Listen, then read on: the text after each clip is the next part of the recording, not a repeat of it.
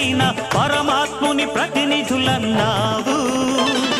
మతం పేర కులం పేర మత్సరాలు తగదంటూ మానవతకు జ్యోతులెత్తినావు. రాముడైన రహీమైన నానకైన క్రీస్తైన పరమాత్ముని ప్రతినిధులన్నావు. మతం పేర కులం పేర మత్సరాలు తగదంటూ మానవతకు జ్యోతులెత్తినావు. కటిక విషం మింగి మాకు కరుణ పంచినావు. ఇలకే అపరంజి వెలుగు నీవు.